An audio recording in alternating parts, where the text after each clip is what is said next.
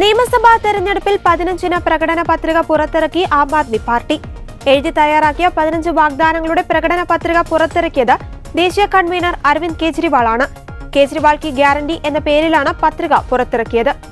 2020 തെരഞ്ഞെടുപ്പിൽ അരവിന്ദ് കെജ്രിവാളാണ് ആദ്യമായി ഗ്യാരണ്ടി എന്ന വാക്ക് ഉപയോഗിച്ചത് എന്ന അവകാശവാദത്തോടെയായിരുന്നു തെരഞ്ഞെടുപ്പ് വാഗ്ദാനങ്ങളുടെ പ്രകാശനം.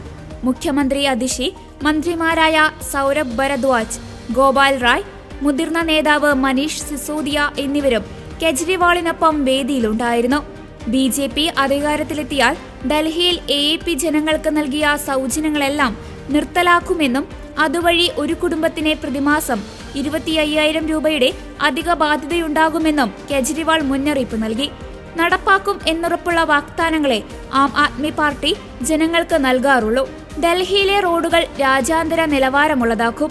24 മണിക്കൂറും മുടക്കമില്ലാത്ത ശുദ്ധജലം, യമുന ശുദ്ധീകരണം തുടങ്ങിയ വിഷയങ്ങൾ 2020 തന്നെ AAP ജനങ്ങൾക്ക് മുന്നിൽ വെച്ചതാണ്. എന്നാൽ കോവിഡ് വ്യാപനം കാരണം ഇവ പൂർത്തിയാക്കാനായില്ല. തുടർന്നാണ് രാഷ്ട്രീയ ഗൂഢാലോചന നടത്തി എതിരാളികൾ തങ്ങളെ ജയിലിലടച്ചത്. അതിനാൽ വാക്കു പാലിക്കാനായില്ല.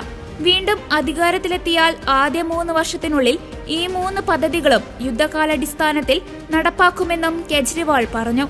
പുതിയ പ്രഖ്യാപനങ്ങളൊന്നുമില്ലാതെ ഒരു മാസത്തിനിടെ തെരഞ്ഞെടുപ്പ് പ്രചരണങ്ങൾക്കിടെ പലതവണയായി പ്രഖ്യാപിച്ച കാര്യങ്ങളെല്ലാം ഏകോപിപ്പിച്ചാണ് ഇന്നലെ കെജ്രിവാൾ കി ഗ്യാരണ്ടി എന്ന പേരിൽ പ്രകടന പത്രിക ഇറക്കിയത്.